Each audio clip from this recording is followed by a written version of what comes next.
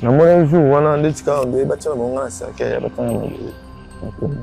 vraiment choquant. Vous avez mal au bas malédiction? Oui, comme elle a une vie. Au bien, on a eu ça fait qui malaise, tu me mets à l'hôpital. Ça va se soutenir, tu tiens la main, tu tiens la main. Tu tiens la main. Tu es dans salle, tu es dans salle. Nous ne pouvons pas dans la caca. La vérité, il y a un caca. Parce que nous sommes déjà yo. Moi, je suis Joyce. Alors, moi, je suis Toutes les personnes que vous allez voir dans cette émission sont des véritables témoins. Elles rendent témoignage de leur propre histoire de famille. Nos histoires sont donc réelles et sont racontées par des vrais témoins.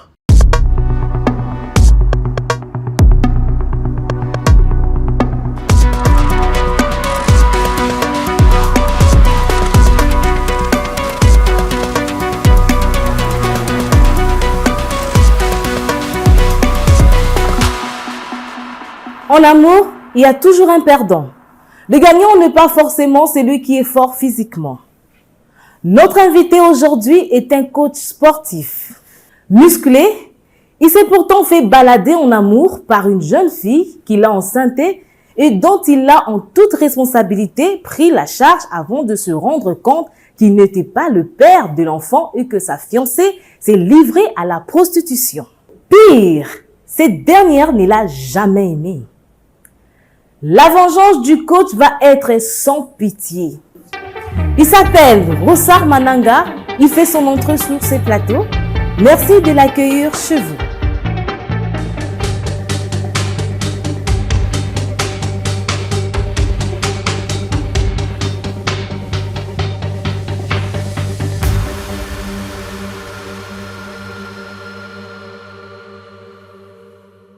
Bonjour et bienvenue dans cette émission, Le Non-Dit des familles.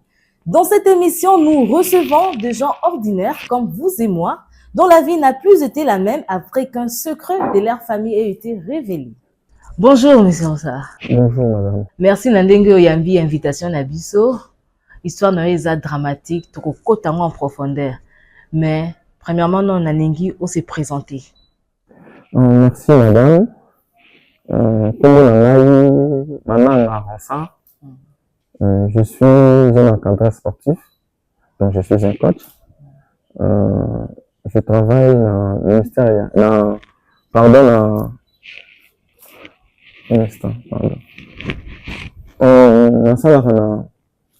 La fédération associée à l'IT, donc FECOLITA, c'est là où je suis encadreur sportif. Betela biso ni solo ndeni nokutana kina Karine ezalaki wapi na ndenge omemamaki na bolingo. Bon, si je ne me trompe pas, nokutana Karine dans place commerciale à l'unité.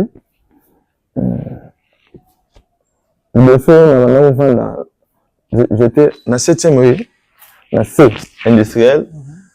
Dans Bimaki, il fallait qu'il y ait des Willery, nakutana Mimoko.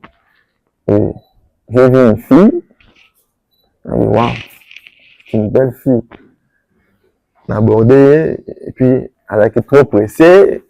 J'ai insisté. Et enfin, actuellement, il faudrait que je parce que elle a été trop pressée. Et pour ça, j'ai changé mon numéro. Et après, tu veux qu'on bengana, tu veux qu'on kutana, tu vas te sololi. Bon. Pour moi, on joue à Liboso, na c'est pas là qui vraiment naïe. Parce que, quand on a insisté que notre numéro naïe, après ça, tu kutani, tu vas de solo et tout est parti par là.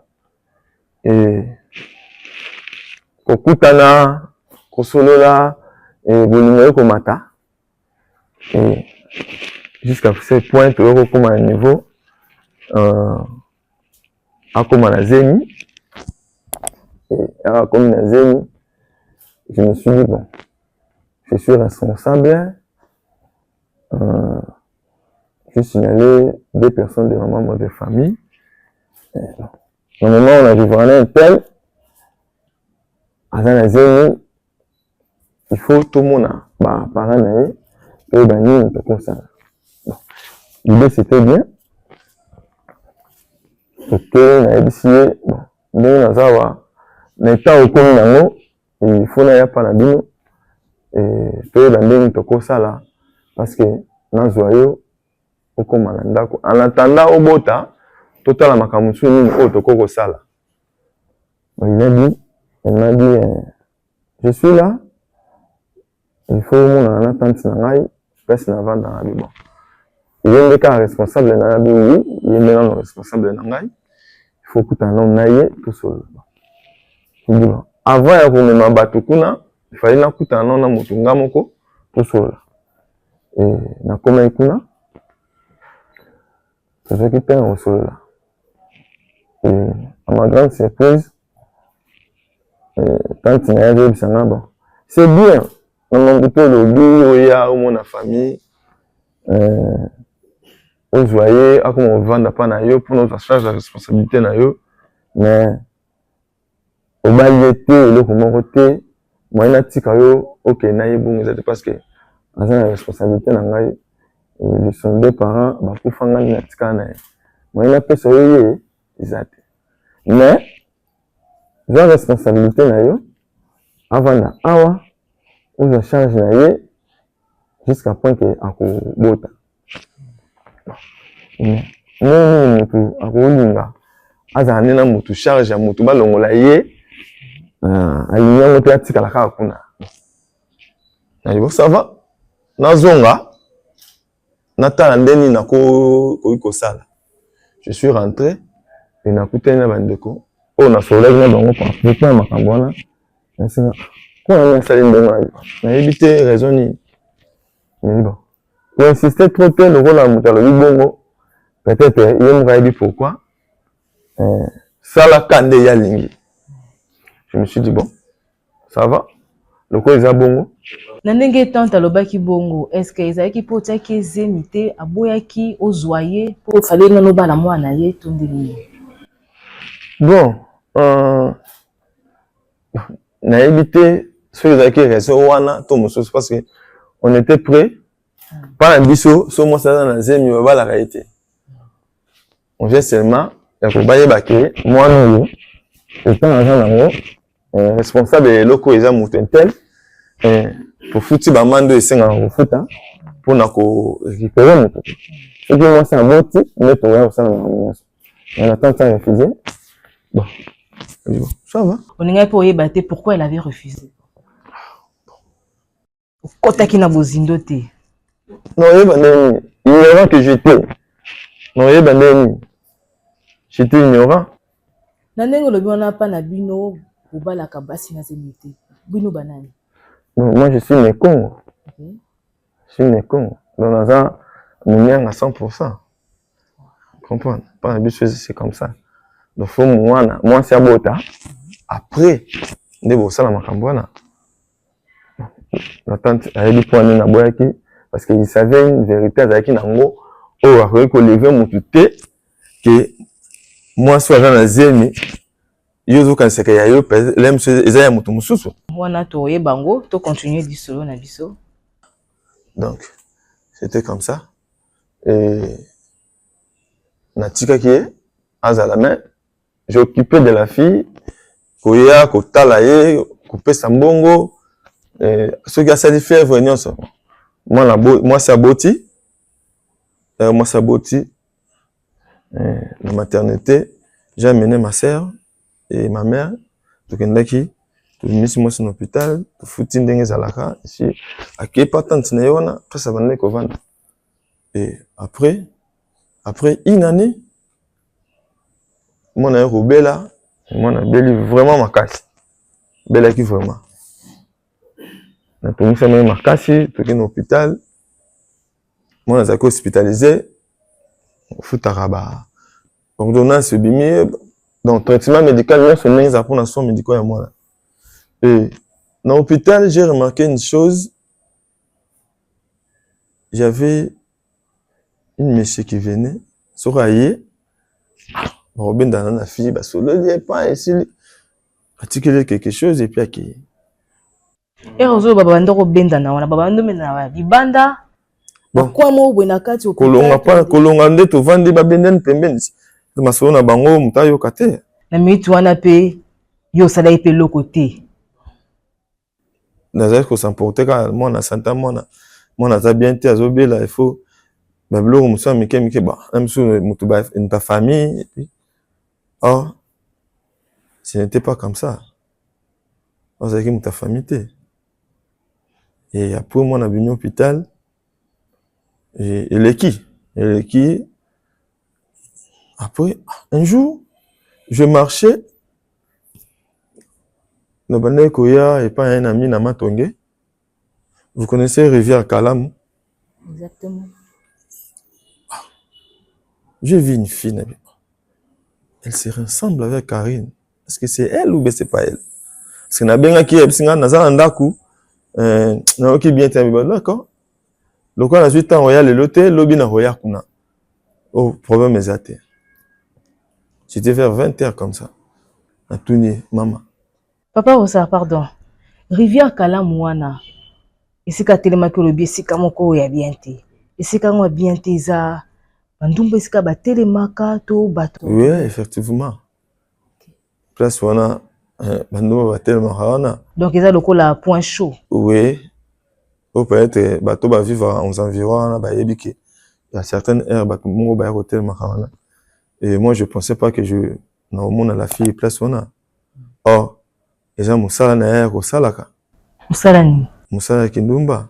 Oh nga na habité pendant tout ce temps aux vivants na ye.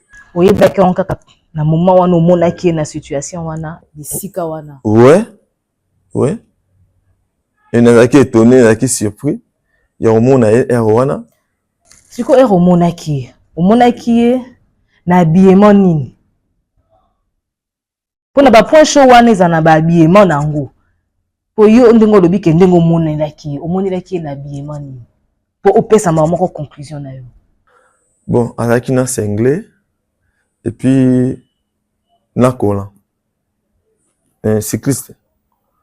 Liputa ezaki na achaka ngona na lipeka boy. Mune elle a moni na bengi na komone asutuki yo sanina et puis boye. Wana sko ba earning. C'était vers 20h, 20h30 comme ça. Yo sanina. Ote na moto, tuna moto, MC ozana moto. Moto ni ozana. Ote grand sa moto ega tout comme na katia. Olu ka moto. Ah, na biema oyo. Ezala o na kanisa te. O kanisa ne se non, ezala o na kanisa te. Yebisanga vérité a osani. Et puis erreur. Moi naza wapi. Ni makamwa to solo ngoni yote to solo. Na yo sa makamwa nga etali yote. Tikala sa makamwa na yo sa etali yote. Na se okanga kanda te pona obeta bi awa. Obetinga plaso. Mambo salo ndima te. Je me suis dit mambo sala nga. Yo mwasi nga. Na moni place abo. Na sa réaction au mambo sala bi kombe ka ku te po ba obeto makasi plaso. Je me suis réservé à Longwe.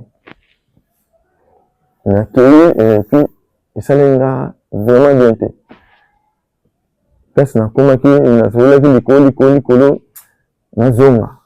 Na zonga ndako na lali na kokia mote.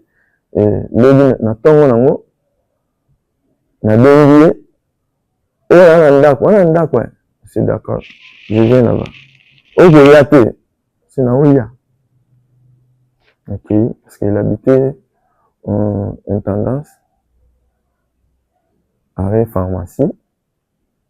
La commune, la petite tante, il expliquait que, elle dit, oh papa, est-ce qu'il y a un problème? Si il y a un problème, il y a bon? Il y a un problème. Il y a un voilà. Moi, c'est mon toit, et puis il y a deux mecs qui sont là, il y a un voilà, makamuna yo etaliote yo zala na ye ndongo zaka na ye o musu etikala etaliote na bino non c'est pas bien na la vivre na mutu te o peut-être même sur makambo musu asala na habité o wana etaliote la fille sortait elle me dit que wana ku to yo va mutu on peut dire mutu donc na peut na sur la posa na mutu donc le ko to panda na kaka vérité ye ba na kaka. parce que nasi nalembi déjà yo d'ailleurs nalinga kosute nalinga opete donc juste je faisais semblant j'étais même sur na kolinga oya solo mais etika na ngo aussi wana ya oye biso bongo liboso ya mama na ye ya tantine na ye. Ouais. Vous allez kaka bino 3 parce que sa tante azalaki complice ayebaki makambo oyo nini asalaka na bana na ye na tante azali na bana misato oyo bana na ye wana misato na ye moko akomisa bango bapunda nini nde baloba na lingala. Elle me dit oyo na oyebi so oyebaki eza ya solo eza vérité na okosa o te. D'ailleurs mwana azalaka na ye Joyce azalaka mwana na o te. Tu vois, tant on a Joyce na hôpital moi mbalo banda oya to pendeni permettre au sola pembeni c'était lui le père de l'enfant. Je me dis lobby donc na moi jour wana ndetika on ba tia monga na saka ya ba tanga mabele. Je me suis dit na tuni na salio nini to na sala nini. Donc c'était choquant. C'était vraiment choquant. Mwana azaki na âge ni. Puis azaki mwa mbali to mwana mwasi. Mwasi. C'était une fille. Je l'aimais beaucoup donc. Elle avait quel âge? Moi j'ai fini à âge à 4 ans alors que ça 5 ans. Mais c'est au monde naza na telemia. On pour ça qui est de gauche droite c'était. Le rôle là yo au lobby ke mwana nazaka yanga te mwana na papa na yingani soki na misa enfant nanga oyo ekota na nzoto mwana wana maladi butu mo ekolia na mwana wana loba mabele yebi makambo na loba te so yebi makambo na loba oyo ekomela na vie obenga ngo lukanga mena ozate na oyate eloko mo te ato lobi kindoki lo te o se lo te ngabe ah bon na belo ote mais o ekoma obenga nga bomona ngate. Je me suis rentré.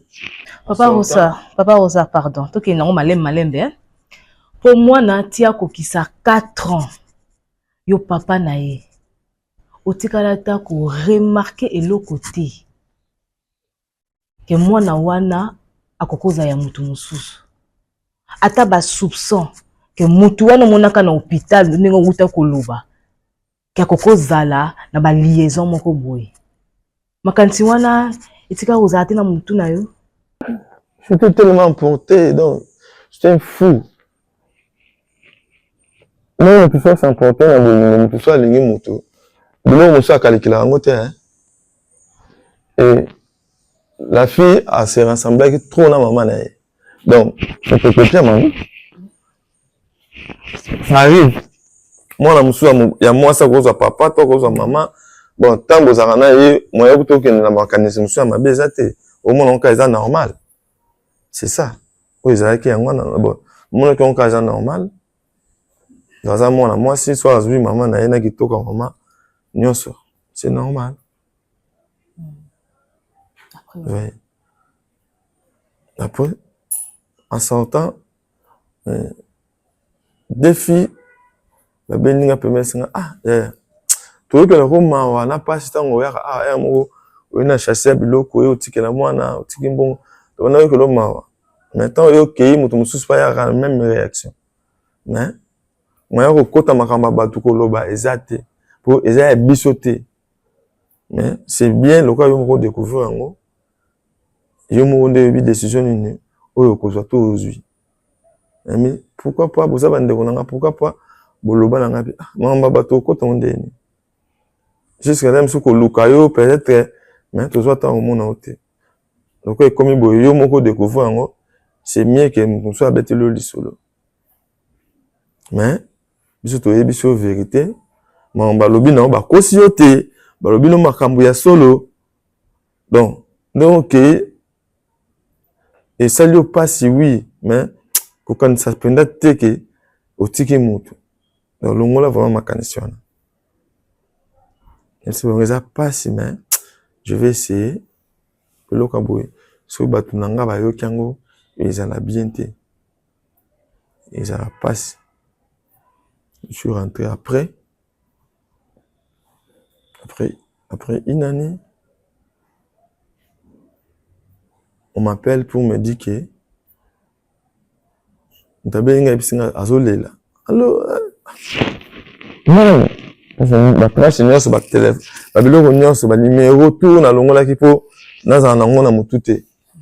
Donc na longola ki pena nyonso pona bosa na bango complètement. Babenga na téléphone azolela. Ah Joyce ta ki komba Joyce nani okay nini ode ça fait qui malaise tu me mets à l'hôpital et ça se soutient tout tient à main tout tient à main tout tient à main. Je me suis dit avec gloire à Dieu on me dit gloire à Dieu. Joyce moi na yo wow soi-disant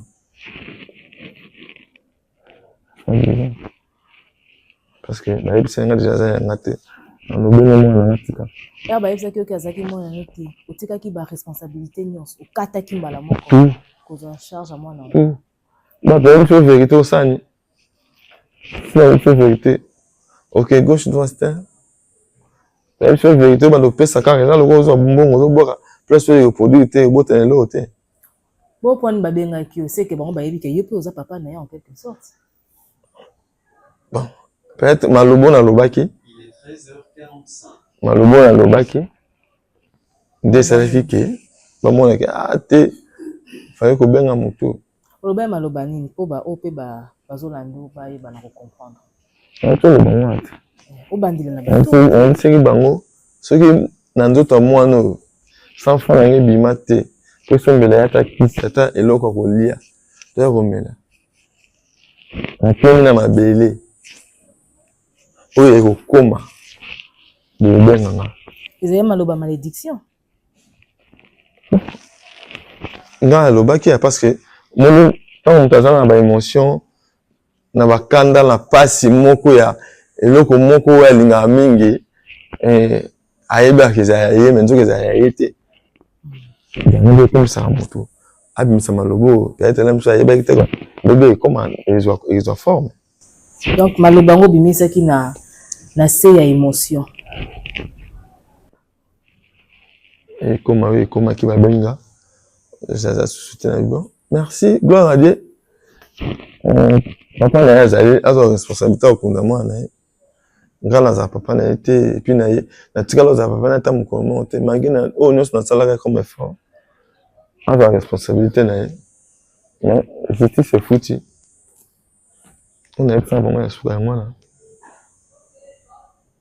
apres wana banimero te eza kobenga nga ezali na kombo te naza koyamba ngo te sikoyo papa ronsa ndenge olobi justice efuti na ndenge ozalaki na affection ya mwana wana kobanda na une année ti akokisi 4 ans oresentaki mwa douleur moko boye te tristesse moko boye te po eza mpe mwana obokolaki peti une année ti 4 ans ce n'est pas quelque chose oyo kokotika kaka boye na mbala moko so alobi naresentaki eloko te soki napesi ntango personne ekati